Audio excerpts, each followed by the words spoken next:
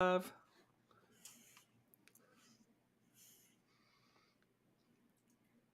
it old school. Morgan, Hey. Morgan, how's it going? Oh, I haven't heard that in a while. Hello from the other side of the camera this week. Uh, instead of sharing physical space, here we are back to our normal digital hidey holes. Yeah, not that it wasn't nice to have you here, but like, Danger, Will Rogers. Like, what? You're able to actually move around and I have to worry about like, uh-huh. That's very funny. Well, if you're here, drop a hi in chat. We'd love to hear from you. Um, Nick, what is the question of the day? question of the day. How about do you miss in-person networking? Mm. Do you miss in-person networking? Uh, I miss some of it, and we'd love to hear from you in the chat. Pros and cons of in person, things that you like or don't like. I love being able to meet people in person, put a physical presence to the name, much like Nick and I did this last week. It was lovely. And a number of other people who watch the show regularly are from Calgary. We did a brewery hangout, and it was lovely. The thing I don't miss about in-person networking is I what I learned is the parrot question. And the parrot question is, what do you do? What do you do? What do you do? It's like a parrot. What do you do? And everybody's just asking it again and again and again. And my favorite response ever to that was, "Why do a lot of things? What do you want to know about?" And that usually, well, like, what about work? Like, what do you do for work? And he always sidesteps it with, that's not important. How about, do you have kids? I have kids. And like launches into something else to sort of sidestep those. So I don't miss the whole, what do you do sort of thing. Um, Pro or con handshakes?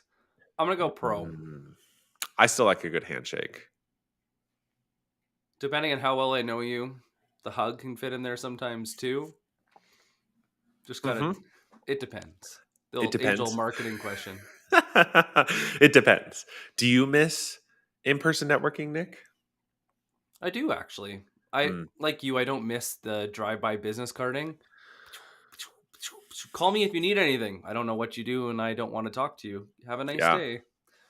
But what I do really miss is what we did last week. Is when look how many gamers have invited the people they just talked to online to their weddings. Look at how many people like ourselves that started a business or became friends through LinkedIn. And we don't ever get to meet them in person for like months, if not years later. And I feel like even though it's so great to build relationships at scale, I think that in-person networking is kind of like that icing on the Mm, cake. hmm. And honestly, you know what my favorite part is? Go for it. You are exact when somebody says, or whenever you get that feeling of you are exactly like you are online. Mm. See, the problem, the note that everybody makes is that they don't expect me to be as tall as I am. I've heard that Because, a few yeah, times. I know, I heard it a number of times while I was visiting. Because especially here and elsewhere, I'm usually like sitting down, or you only see like the top half of my body, and I have extremely long legs, so I'm definitely a flamingo, pink with long legs. So, um, but yes, it is a high compliment to be like, wow, you're exactly how I expected you to be. That's a nice feeling. And Brady, I agree with you. Body language, whether it's in meetings or even just meeting people, Hmm. it says so much more than we can, in our little Zoom picture or anything else. So I definitely miss that. So, Morgan, everybody's here. They're wondering, how are we going to break into enterprise today? Using social, perhaps. Ooh, okay. No one realizes how short I am. Kind of feel like that the same way. No, just kidding. Just compared to Morgan, I feel short. I understand. Okay. So I think Morgan's got some audio Oh funness yeah, sorry. happening right now. We're back. We're back. I can kick us off today, I think. Okay. So, uh we have, by the way, can you hear that background noise? Do you like that? Yeah, Yeah, I it's like lovely. that. There's some construction going on in the building today, so apologies if there's any background noise. I Here's the thing. Every enterprise account has people who are on social. That doesn't necessarily mean they are on LinkedIn. And it doesn't necessarily mean they're on LinkedIn in a content creation, active, commenting thing. But chances are, most of the people that you're going after are on some social platform, mostly for entertainment, not necessarily for professional stuff. They could be on Reddit, they could be on Twitter. They're almost by the numbers guaranteed to be either on Instagram or TikTok. There's, or they're, I mean, they could still be on Facebook, depending upon the industry that you're in. So today's session is titled Using Social to Break into Enterprise Accounts. And while we may tend toward talking through some specifics on LinkedIn, these same principles and plays apply no matter the network that you're using. The number of deals, the number of relationships that have happened because somebody hopped into a Twitter thread with either a VC or a product manager or somebody, like, is astounding. And it's the same sort of stuff. You're threading instead of commenting. I mean, there's all sorts of different little terminology things, but it's still the same. So social can be used to break into enterprise accounts. It just may not always be LinkedIn, even if we talk about some specifics of LinkedIn later today. Oh, I was going to say, so Nick, Oh, okay. where Passing it would to you me. like to start? Yes. I think the hardest part about breaking into enterprise is having a legitimate reason to even reach out at all. And I think that's where we need to talk before we talk into about channels. Because I Hmm. think the one thing as a buyer that you never really consider when you're a seller is change is expensive. You know, if you're a large company and wanted to change from, say, Salesforce to Microsoft Dynamics, there has to be a really good reason to do that, or else it's a very expensive choice to make. And as we know, with a lot of SaaS products, most of the value isn't actually achieved because people don't look at the full cost of change management and the implementation value. And so how do you do that, Morgan? How do you build a business case that's so solid that they get excited and want to move fast? I think it comes in maybe 3 stages, but definitely two. Ooh, golden three. I know the golden three, but so the first one is a base level of qualification. Now, qualification or targeting is, are they in the right industry? Are they the right size? Do they meet certain growth metrics? Are they, are they adding headcount? Are they firing headcount? Are they in the right territory? If you're a seller based, on geography, are they in my territory? Do they have people who are likely to purchase this? Do they have the right job titles or the right job descriptions? All of those factors play into creating a base level of qualification. And the reason it's important to start there is that it is a smaller number than your total addressable market. So your TAM, your total addressable market, might be really big, right? It could be pretty broad based, especially if your marketing department hasn't done a really good job articulating your ICP. Chances are your TAM could be really big. Oh, we serve B2B IT services companies in the United States. Goodness, that is a massive TAM. Like, you could sell to anyone in that, right? So actually creating a qualification criteria saying, here's a smaller chunk based on closed won deals, based on ICP knowledge or persona knowledge, based on industry context or industry knowledge, and the things that you know about the industry. Here's a smaller list of highly qualified accounts that I would like to pursue. And then once you have that list built, you begin to prioritize that list. And that's stage two. I think most people, when even on, they skip through stage one, Yeah. and nobody's ever told them what are the minimums or maximums for somebody to see value from your product or service. What is your sweet spot? What's the sandbox that you should be playing in? I screwed this up miserably when I sold insurance because everybody told me just go and sell to anyone. Hey, Nick, the Mhm. greatest part is you can sell to anyone. And then I started reading about our product and I realized that it wasn't in everyone's best interest to have it. But I was like, well, who is this best for? And I started to really dig in to that minimum and maximum. And it was amazing how it changed that conversation. And this is when you know when you're in the right place, is when you start to think of old school networking. When you Mhm. say something and that person leans in Mhm. and now they're listening, now they're paying attention, they're asking great questions. And That's I the also difference. and Brandon Flaherty was on the show a few or a couple months ago now, I think.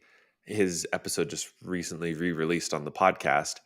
And he was talking about there might, and this comes almost into prioritization, but it could even be part of your list building activity for enterprise accounts, which is there might be really good fit accounts that are just too big that don't match your overall timing criteria, right? So, sure, selling to Adobe would be awesome, or selling into Salesforce would be great.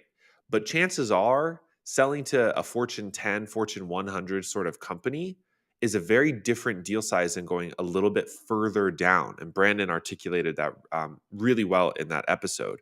And it's something I think about, which is that qualifying accounts, and to Nick's sort of like minimum and maximum idea, is finding almost that Goldilocks zone of an account Yes. that's worth pursuing, right? An account that would see value from what you have to offer, and an account that meets all sort of the good criteria that you expect from accounts that your organization or your sales movement has already closed. And now you know that you have a list that's worth going for. Mm-hmm. But this is the issue that I saw whenever one of the partners or someone would give me a list to call, is they might know the sandbox. They spent enough money on market research, but they give me a good starting point. But the starting point is just that, Hmm. a starting point. What is the next layer to add prioritization? So that way you're only talking to the people at the right time. And this is the one that I found really interesting. Test or us talking about testing everything, Hmm. the mad scientists of social, is that why change? Why now was the Hmm. next layer. And if you can have proof, like take a screenshot because you're on call, you're on like you're waiting to going for customer service for 15 minutes, or you book a demo and it takes 3 days for somebody to go and reach out for their miscellaneous. I want to book a useless 15-minute call and do nothing, and then have the AE ask the same questions.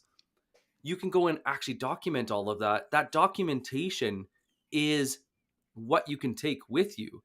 But Hmm. the thing that I found really interesting is if I can't find anything in 10 minutes, anything like there's certain two or three things that are like the triggers that I'd look for, move on. Yeah.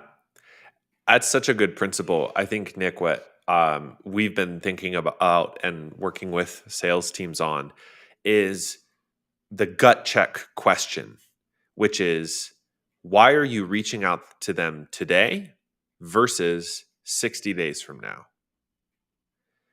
Because if you can say, "Oh, I could reach out to them 60 days from now. I don't really know the difference here."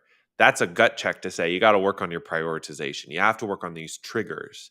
So there's a few ways I know we've gone about this. One, you can use Google Alerts. I don't remember who was posting about it. It might have been Gabriel Blackwell who had brought it up first, but like searching in quotes the company CEO, right? Their name plus CEO inside Google and seeing recent podcast appearances or reports that were released with their name attached to it and inferring some data or information from those priorities. Looking at triggers from the specific hiring of a role. So, one thing that, for example, we look at is are they hiring or have recently hired a sales enablement person? It's not that we need a sales enablement person. It is an indication that the company is investing in the overall sales organization. And so what we're constructing, as Nick says, is an aligned business case. We're constructing the business case to say, right now is the good time. So those triggers, as they cadence down, become, an event inside the company. Funding round is the very basic thing here, unless if you have Ugh. something really related to it. It's just overused. You got to go a level deeper than that. Well, even with funding round, is why does it matter? Yeah. It's like, okay, Series C, woo. But this is like, think of yourself like a detective or a doctor. If you solve a problem, a big enough problem that's worth solving, there's signs and symptoms that it exists before it totally derails that company. And this was what leads into prospecting. Prospecting is what's getting in their way of progress. Mm. Why didn't they get that promotion? What's getting in their way? Why can't they do their job in 40 hours? Why is it taking more? Why are they so stressed and frustrated? Why are they on Twitter, LinkedIn, Reddit, Medium, any platform complaining about their job? Why are they giving their company bad scores on culture and employment? Hmm. These are all different signs and symptoms that there's a problem for you to solve. In Actually, that's a absence great. of, oh, sorry, Go ahead. go for it. No, no, no. Finish your thought. I had a tangent. In absence of symptoms, Hmm. this is what happens when people are like, yeah, I'm not interested. Because you didn't bring a critical insight with proof and connected the invisible dots. And they're going, oh, and especially when you can tap into the narrative that's already going through in their head. And they're like, cold calling and emailing is getting really tough right now. And I know that social is important because I need to go and build a better pipeline, but I just don't know how to do it. Yeah. And then And you that's lead in with that. right. And that's what I think. Like, so for example, if I was selling some sort of people or culture product, it could be intranet, it could be better training, it could be a HR platform or whatever. I would go and find the companies inside the qualification criteria. And I would see if there are any with a recent spate of bad Glassdoor reviews. That's a trigger or an event, right? Because the HR people might be aware that they're getting bad Glassdoor reviews, but as a seller, you could say, I saw that in the last 90 days you had an uptick in bad negative reviews from employees who are leaving your company. And we usually see that this is that insight Nick's talking about in companies, blah blah blah blah blah blah, based on your knowledge of the industry, based on the knowledge of the companies that you sell into, that they are struggling with XYZ problem, or that they suffer higher retention than their peers, or whatever the actual problem is. And then you're using that as a part of your outreach. But now, chances are, if you're selling this people and culture product, not every company on that list has that spate of bad Glassdoor reviews, right? So that's where you're tailoring the message to the specific company without necessarily doing much personalization, because you're using real life triggers or events that are relevant to the people that you're trying to route into, which we'll get to. I feel like one of the biggest secrets is the next piece. And it seems to be the most talked about on LinkedIn too. The mythical unicorn, the decision maker, the one to rule them all. Ba, ba, ba, da. There isn't just one. But this is where it gets really, really freaking interesting. Is who are the 5 to 10 people in that organization that need to know you exist? When we get to really big enterprise, of course, you want to map out all the profit centers and then go treat them as individual companies. I won't go into that far, but I highly recommend doing that if you're dealing with super large organizations, because then that way you'll have 3 to 5 of those and you'll just map them as if they're individual companies. But who are those 5 or 10 people in that organization that need to know you exist? Google them. And if they're honestly, if the juice is worth the squeeze, listen to the last 2 podcasts they've been on, or even just go through the podcast notes. What other social platform are they on, and which is that they're more personal?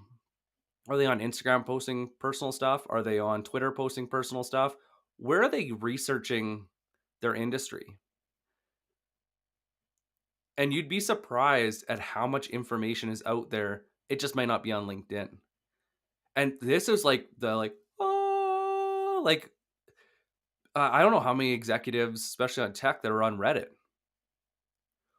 Or I'm trying to think of not Slack channels. Oh my god, or another one. What was the one that you got us on?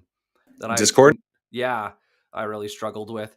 Discord. People have different Discord channels that they're very responsive. Slack channels.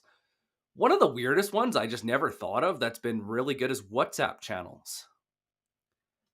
And once you figure out like what these people are interested in, you can actually go and find them and go and join in a community, a digital community that they're very active. And within those 5 or 10 people, if you don't find a single person that's active on social, do you really want to work with them at all? It's a worthwhile question. One thing though, didn't want to miss out on, Nick. You have a great analogy for figuring out who those 5 to 10 people should be. Thinking about like an earthquake, the zone or Oh, radius of impact. And I think this is the main question I know we hear a lot is like, this is an enterprise account, and yeah, they have like a lot of titles or a lot of people doing stuff. Who do I start with? Who should I focus on in that 5 to 10? yeah. So what happens a lot of the time is people get caught in the eye of the hurricane. And so there'll be this hurricane where the decision maker or one of the people that own the P&L and making that decision sit there and they're completely isolated from the problems. They don't see it. Sometimes they don't care. They're stuck in the eye of the hurricane. So when you're trying to tell them there's a problem, they're going, yeah, I'm not Maybe. interested. Have a Yeah. nice. No, it's not even that. It's I'm not interested. That's not a priority. They're Hmm. totally isolated. And so what I switched is I looking at it like it's a hurricane is why change, why now is why change. Where's that change felt? And where's the magnitude of that pain felt moving away from where that started? And that's my 5 to 10 people. So if it's sales, rippling out, like people on the ground level might be who I'd start with, or a manager, or a director of sales development, or even I might even get into like performance marketing. Is Mm-hmm. I'll map out that entire earthquake and seeing where the inability to source good pipeline is felt. Hmm. Honestly, for lack of better terms, I want to know who's ready to bitch about it. Yeah. But Yeah. seriously, I want to have that conversation and I want them to give me insights into what is getting in their way. And when you Mm. ask questions about that and you're not, so Morgan, tell me about yourself. You got to Oh goodness. like, hey, it looks like your management doesn't want to go and spend any money on ads. That must be fun. How you dealing with that? But this is that poke the bear where you're Hmm. challenging them on their work and why they're not getting progress. And what you're doing is you're building that business case as you go through. So as you're moving up the ladder or as you're like if you're starting in the middle and expanding out, by the end of it, you have this killer business case that's based on insight and hopefully you've also quantified the problem. Because I think that's also too. So I'll ask you, Morgan, Mm-hmm. if say Aligned offered $100,000 consulting package, Mm-hmm. and we quantified that we could help this company go and increase their revenue by, let's say, $10 million over the next year, Sure. but their close to one ratio was only 10%. Mm-hmm. Would you sell it to them? Nope. Why? That opportunity to close ratio is too low. So aka they're not going to see any value above Right. what we're charging. Right. Yeah. But this is that business case with proof that you're going, and it's really hard because you need to go and frame that for them and give them potential calculations and say, Hmm. hey, this is what people in your shoes have used before to see if this makes sense. But this is where you lean with disqualification, not qualification. Because you Hmm. qualified them to have them on the list in the first place. Now you're disqualifying if now's the time. And this is when it just changes the whole game because you're like, actually, I ran the numbers that you gave me, which is also a good show if they're a champion or not, if they can get you the information and if they want to play ball and work with you to build this number. And they're like you're not going to break even. I would hold off until like this, or this changes. But now you're a value add. That's a huge difference from what most sellers are doing right now. Hmm. And just to clarify, the quick math on that is that if they generated $1 million of revenue and they're only a 10% close one ratio, then they're breaking even on the fee that we would charge in that hypothetical scenario, just for if the math didn't connect for people there. Um, the the best place, and Liz is hinting at this in the comments, is that we can honestly access those people who are in the earthquake radius, who are feeling the impact or can answer why change on social.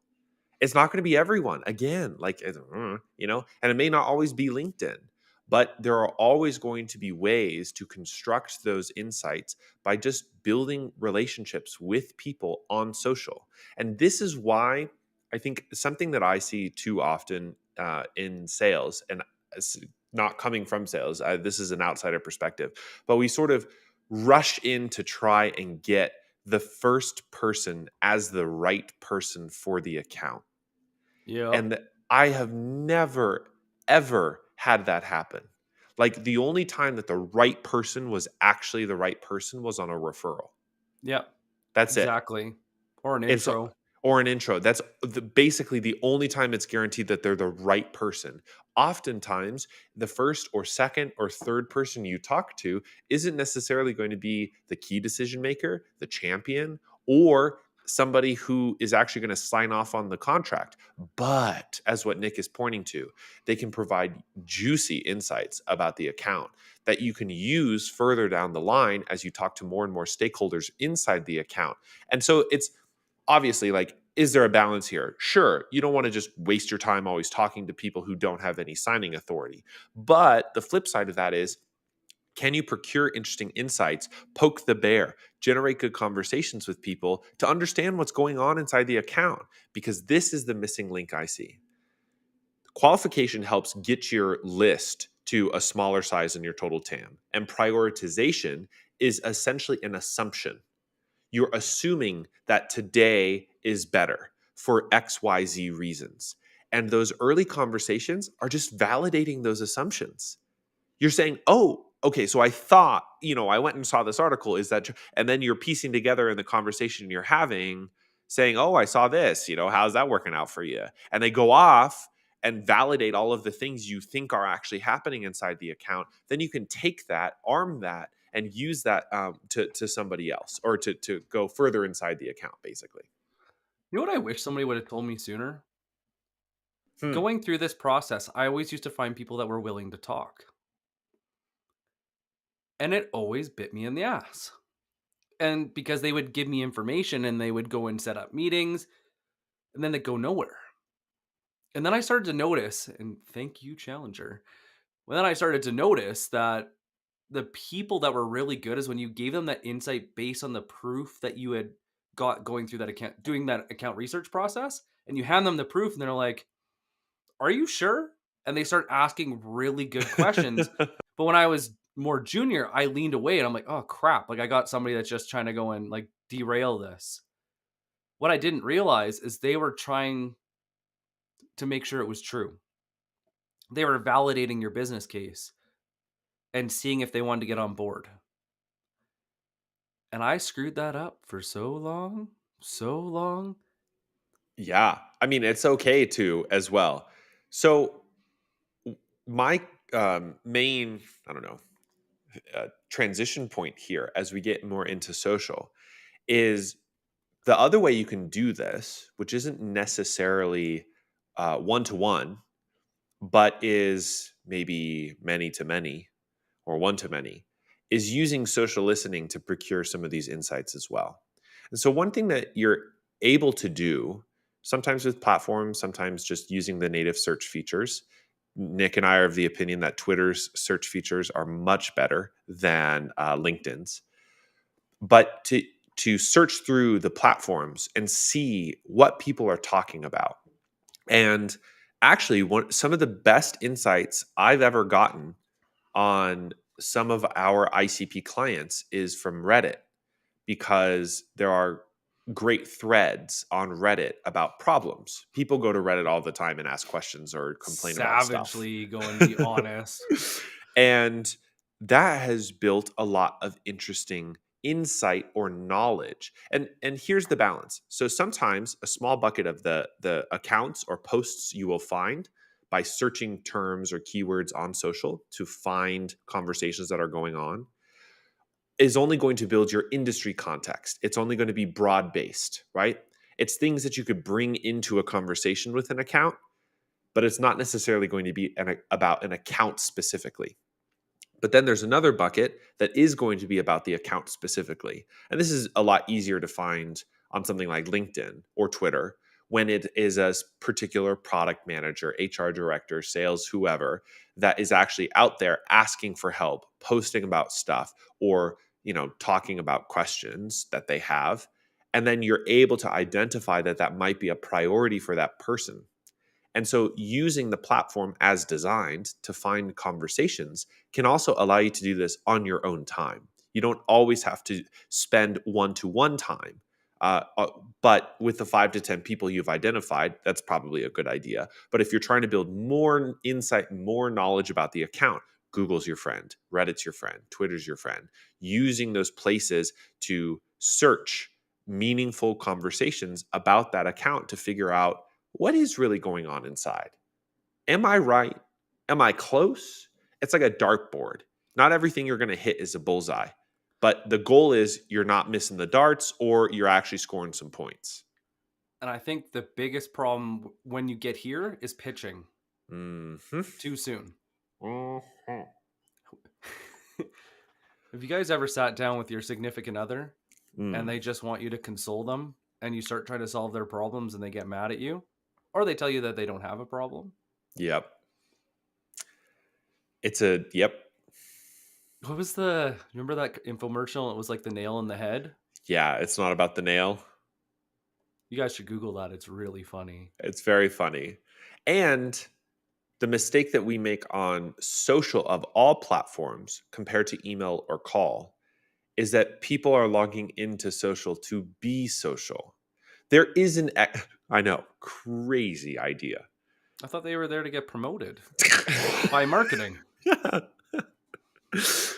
But the expectation is if you get a call from a salesperson, they are likely going to pitch you, right? Now, a good cold call may not feel like a pitch, but the expectation is it's going to be about a transaction. On email, kind of similarly, it's sort of obvious that they're wanting to open up a conversation. Social, the mental spam filters and what we call the brick wall, the reason they're going to tune you out is a lot higher. It's a much higher bar. And so on first approach, finding conversations or finding people inside an account, you do not want to start with a pitch. There are, I mean, honestly, there's like a small sliver of exceptions, but like 98% of the time, you're not going to start with a pitch. You shouldn't. It's just so much easier to warm up an account, warm up a person first so they know who you are. Hey, going back to networking, it's like those people that really know you well from LinkedIn, and then you see them in person that are like a long lost friend. That you pick up that conversation like it never ended, or at least they're like, hey, you look familiar. Or you start talking like, hey, it's so great to meet you, but you don't have to be their best friend. You don't want to be, I don't know how to say it. You don't want to go and like, I see sellers do this all the time with me in InMails, and they'll be like, hey, how's it going? How's your dog? Do you have a dog? I like flowers and green things. Hey, and then it like spread it over like 2 weeks, and then they're like pitch. But no problem was ever addressed in there. Never once did I say I had a problem.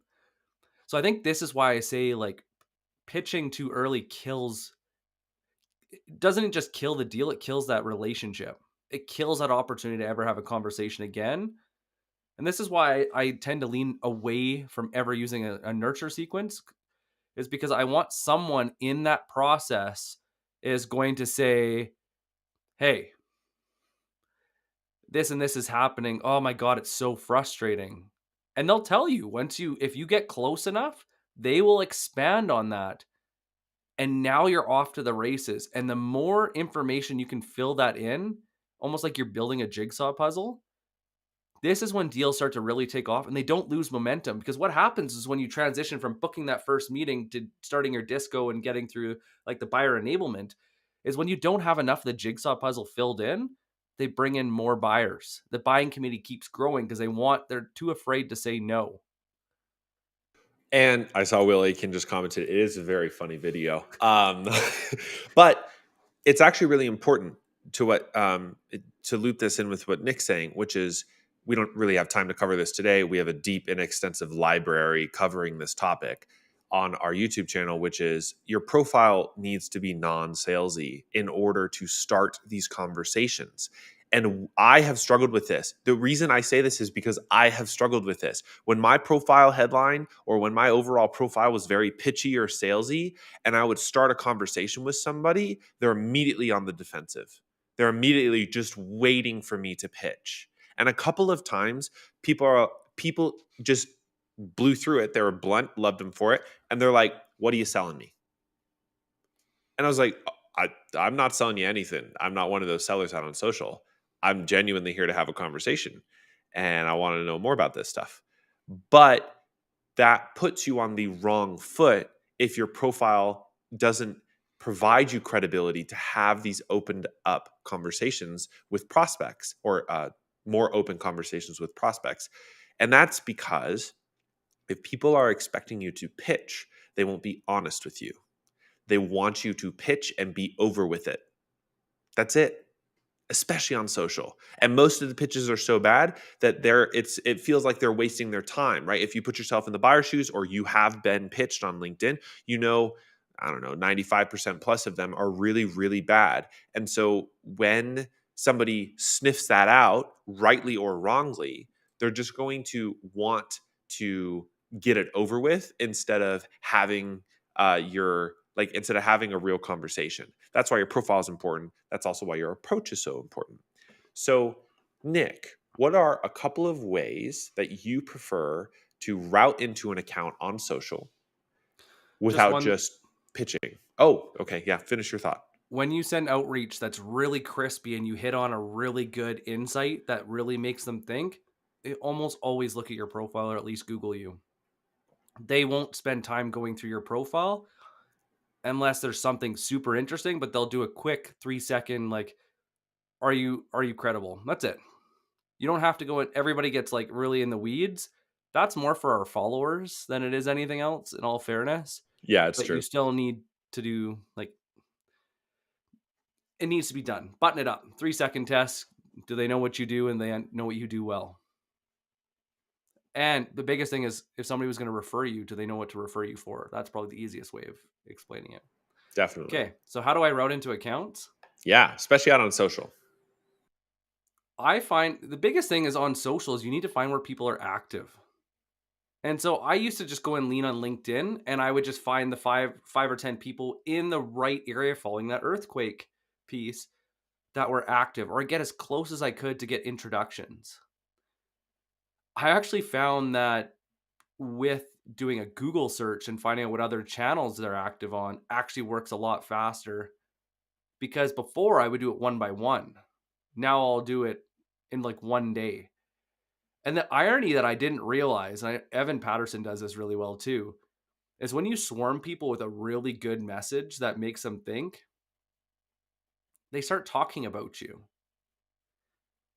And it kind of reminds me of like Finding Nemo and like the seagulls, boing, boing, boing. Is they'll like boing, boing, boing, and they'll all go check out your LinkedIn profile or they'll start talking. And that's really interesting because now they're going to question you. And when you reach out and have that conversation, they'll allow you to go deeper. And so a lot of the time, what all I do is I figure out who's actually posting and I'll do a warm up. And it really depends. I set myself on a goal of 60 days. I give myself 60 days and I rotate. I always have new accounts starting, so I'm never waiting. But I go 60 days that I want someone to ask me for a meeting. And this was the biggest shift that I found that really worked on social is asking so good of questions that people asked you, so what do you do? Or I think we should meet. Because when you get to that point, they see the value in you and they trust you enough to move forward. When I found before, when I was just asking for the meeting outright, I got more no-shows. I had a lot of crap in my pipeline that didn't close very well, or I had people that had no influence or wouldn't give me the right information to go and actually qualify and quantify that opportunity.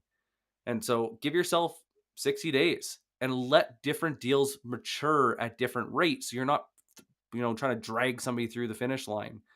I call it the bench. So I set up a bench for myself of deals, and I'll have anywhere. It just kind of depends on what your target is and your close rate, but you have a bench that's sitting there and manage that bench. So if somebody is getting a little cold and they're not as qualified, call it out and replace them. Hey, you know what? It doesn't actually seem like right now is the right time. Why don't we go and put a pause on this and I'll leave it in your hands, but I think we should wait a little bit longer. Replace them with someone that's really excited to talk to you and move that forward. I'd rather go and have that conversation than somebody that keeps pushing you off and keeps, oh yeah, not right now. We can't get everybody into the meeting. Oh, we're not really sure that this is going to fit with our methodology All the excuses, or basically. but have that bench and then manage that bench so it is the highest quality it possible can. And this is where prioritization gets really interesting, because you'll start to see subtle nuances that you never knew were a thing. Hmm. Like a VP of sales that is very dynamic on LinkedIn and on podcasting, but they're pushing on, maybe they don't believe in cold calling or emailing. Mm-hmm. So that could be really interesting, maybe for you, for whatever reason. But this is Mm-hmm. this is what I found is the best way to route in is 60 days, ask really big questions, have that lead with that insight, Mm-hmm. and fill a bench and just stay on it. Mm-hmm. I think what I've noticed a lot is that people get lost in the sauce. So if you're on LinkedIn, you should not look at our inboxes. They are insane. And it is easy if you're starting to use something like LinkedIn or even Twitter to sort of get lost in the way that the platform is designed for notifications, especially. So, this is harder to do if you're using something like Reddit or Twitter for ongoing conversations. I think a spreadsheet could suffice, something just sort of simple, or even a notes app of like interesting conversations and just sort of, make it work. The benefit, obviously, on LinkedIn is Sales Navigator exists, and it does alleviate some of the burden of doing what Nick is doing. So, just a couple of things that came to mind. One is you should have all of your base qualification accounts we talked about saved as an account list in Sales Navigator. Okay. You're not going to have your total TAM saved. You shouldn't, for important reasons I'll point out in a second. You should have your Sanity base, being one. yeah, your sanity being the main one. Uh, you should have all your base accounts saved. And then you should also have other account lists of the smaller prioritized chunks. So maybe it's an account list. Nick, you love funny account names, but account list names, but basically like a list of ongoing conversations or a list of people whose hair are on fire, or, basically you're segmenting out the big list into smaller sub lists that then you can use for easier data, for easier navigation, etc. The reason, just really quick, that you want to save all of those accounts is that you will get notified inside Sales Navigator if anybody from those accounts are viewing your profile.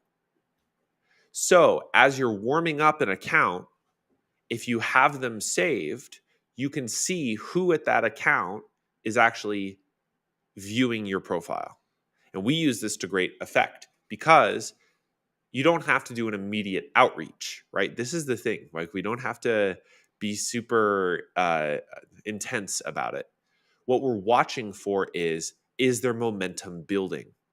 Over 30 to 60 days, are we getting more attention from this account?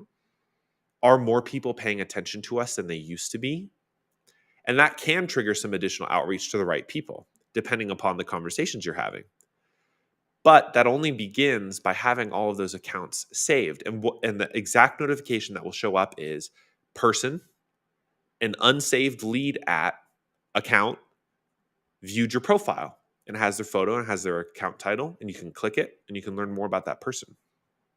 So I'm using account lists not just to organize information and make it easier when you get to lead lists. It's also to organize intent data specifically on LinkedIn. Do you want me to do another sales nav thing? I have another one. Yeah, If keep you want. going. Okay. This is great. But I think this is the types of things that when we were trying all of this, that we're like, Mm, God, why mm. did we do this another way? Like the other way took so much longer when we were just doing it in Excel or even in HubSpot or Salesforce. It just, Crazy. yeah, I think the thing that we've noticed, and maybe both Nick and I are a little resistant to, is logging all of the conversations as important CRM events. It's just not worth it. Sam asked a very important question, which we can answer. Sam asks, how many accounts are worth doing this at once to keep the bandwidth controllable? The honest answer is depends on your number. So, what's your quota? And what's your opportunity to close ratio? So, and I'm pretending this is a full cycle AE. If you are a BDR, SDR, and you are sourcing for an account executive, their quota still matters because it will inform your quota.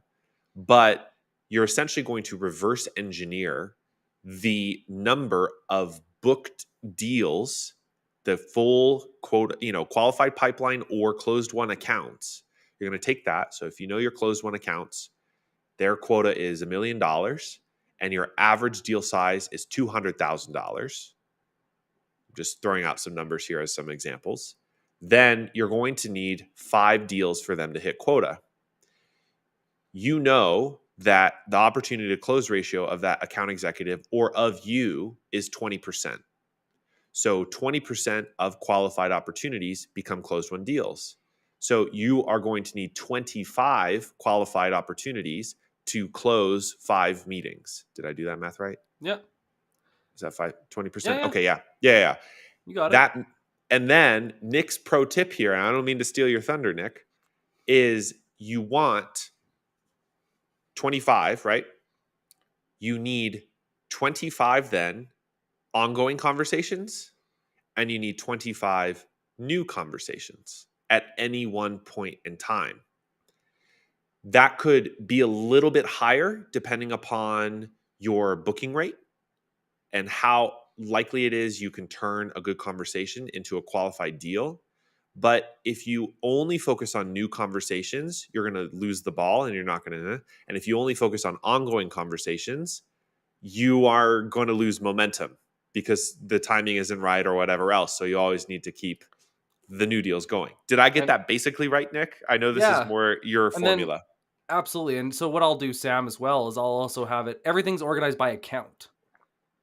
And if you want to do this in a really fun way, I do red light, yellow light, green light. So I have those 5 or 10 underneath every account. So I just have it set up that I have my deals. And then I have the people that I'm talking to where they green light, they wanted to talk to me, or they yellow, like they're somewhere in between, or they red, don't call them back. Hmm. And then that way I could see who I had ongoing conversations with and just manage it that way. Hmm. Because a comment isn't a conversation. Right. And so, And and the thesis here, by the way, which is different than automated outbound, importantly, is that you're warming up and nurturing an account.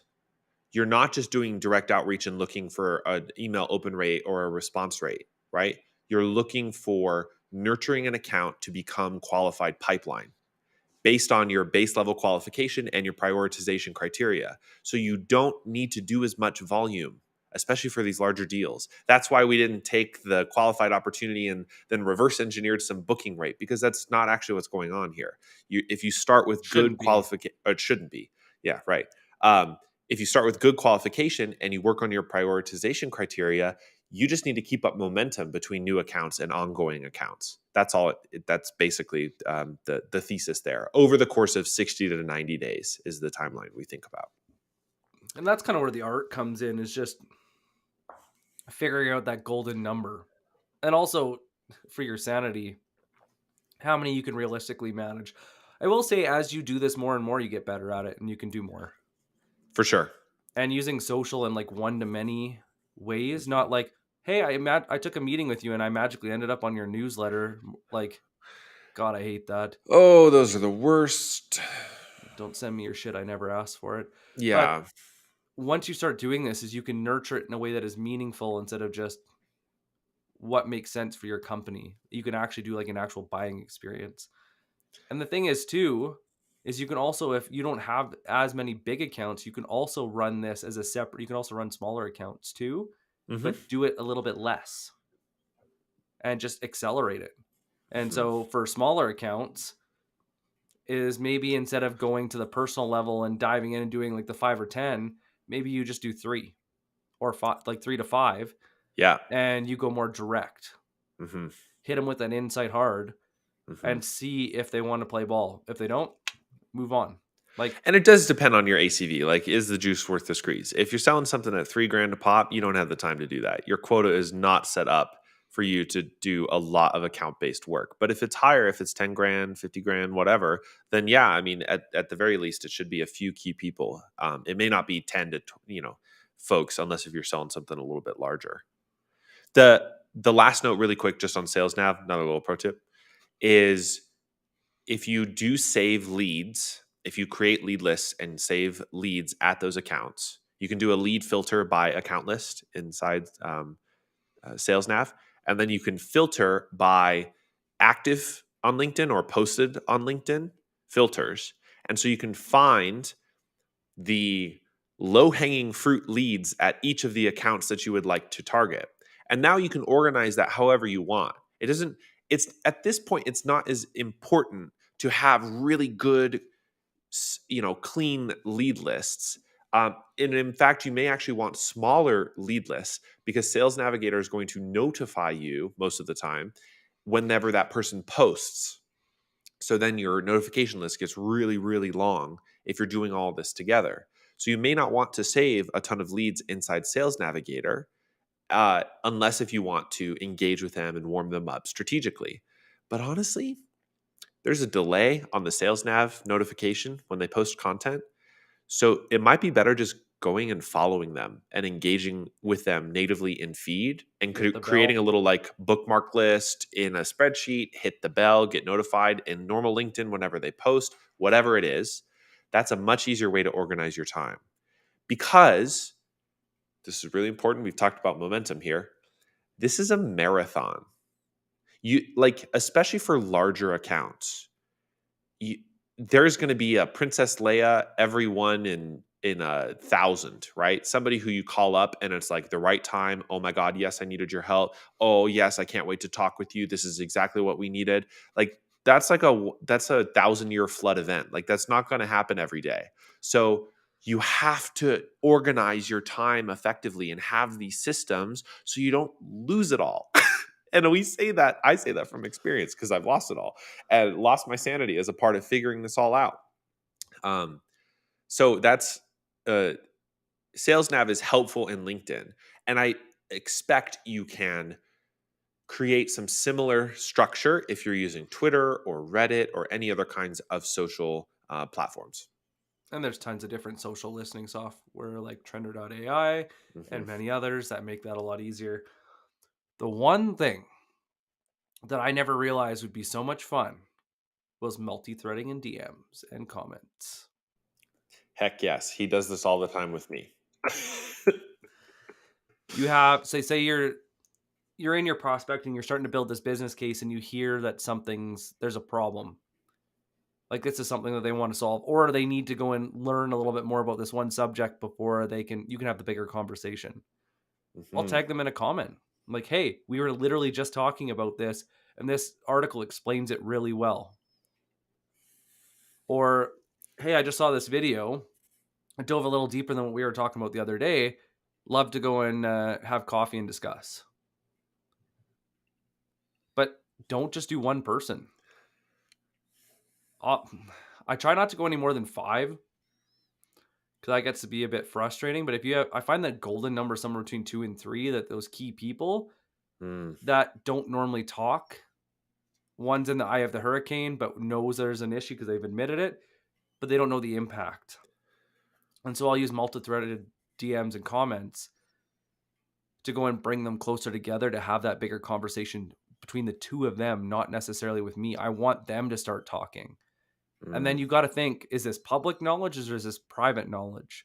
If it's public knowledge, it's nothing that would get you in trouble or them in trouble to say out loud, comment. If it's something that would get them in trouble, that they not the world doesn't need to know, DM. Keep it mm. private. And that's it.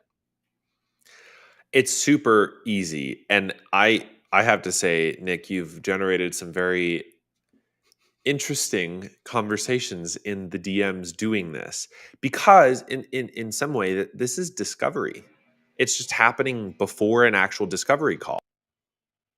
Yeah, and it's always interesting how one person might not answer, but the other person will go and give a little bit, and the other person's like, "Oh shit, well they gave a little bit, so I better go and like either correct that or add on." And we've seen that a lot where people will keep giving it, keep filling in the jigsaw puzzle, and all of a sudden magically a number will come out. They're like, "Oh wow, like maybe we should have this bigger conversation because this is a $5 million impact to our business, and it's only going to realistically cost us 75,000 to fix. Good ROI. And it There's all happens there's a in the business DMs. case." Yeah, Yep. and with all the right people. So think about booking that meeting versus just a meeting on, you know, hey, this is crazy. I sell shit, so call me maybe. And that's, but you've earned that too, because you're commenting, you're posting content, you're engaging with people, you've set up your systems, you're going after all different, you're commenting on people's posts. Just while Morgan's dealing with his loud audio issues, I want to switch gears on the last couple minutes is when do you give up on social? So if you've done the research to figure out where people are active, where they're showing up, whether it's daily or weekly, never later than that, is that most people you can find a platform, not like you got to do some digging. This is not like nobody's going to hand you this on a silver platter. You do a little digging, and it usually so if they're on every week, there's a delay because this is social. It's not a prioritized list for them, and so it takes longer, and it takes 3 to 4 times longer than we would like. Just the reality of the game. And so I actually go and look at, so if I started my outreach after 4 weeks from that outreach, I have nothing. You've opened the door to start calling or emailing or taking other actions if it's an account worth chasing. But that's your warm up period. Honestly, you could even get away with 2 weeks because they've seen your name enough times. And if they're not, you can really button that up quick. Hey, we've been going back and forth in the comments. It seemed like this is of interest. Just wanted to give you a call and see if this is worth having a bigger conversation. And imagine, I mean, and this is the difference from being an anonymous seller, is if you've been active on social, hey, if any of you came here today and I reached out to you or Nick reached out to you, you know us. I mean, you don't know us, but now you can put a face to the name and you're like, oh yeah, Nick was in my comments like 3 times this last week. And or Morgan had shared that really great insight in the DMs. We had a good conversation. And now it's not so weird or strange to just do cold outreach to a larger account. You're warming them up using social. So, just a quick kind of recap, and then we'll let you guys go. The key to enterprise sales is finding a problem worth solving. That's it. Find a problem worth solving that if they do nothing about, it's going to be devastating to their company. And nobody wants to be the person that knows that something like a natural disaster was about to happen in their company, and they're like, yeah, it just didn't seem like it was that important. Find that as like, Chris Voss might call it a black swan, the thing that changes everything. Challenger, that it's that insight. Find that one thing that once they know, it would be irresponsible to do nothing about. Build that Mhm. jigsaw puzzle to show them a picture with proof, and spend a little time researching the best channels to reach out where they're regularly talking and having conversations, and ask great questions that make them think and earn the right for vampire sales for them to ask you, so what do you do? And if you do this and you just keep tracking and getting better, this is when you get to be more strategic, step back and play it like a game of chess, and it becomes really fun. Couldn't have said it better myself. Thank you, everyone, for joining us today. It's lovely. We do these every Friday, in case this is your first one. And Nick, do you want to close us out as usual? It's 2022. It's no longer acceptable to suffer in silence. If you need help, whether you've been to the hospital and you've been like having heart conditions, or you've have a bout of depression or anxiety, we've heard it all, guys. If you need help, you don't need to buy anything. Just reach out. Join, like, talk to the people in the comments here. We are a community. We're here to support you. And you guys showing up every week means the world to us. So thank you so much. And if you need help, it's only a DM away. Thanks, everyone. Happy Take Friday. care. Happy Friday.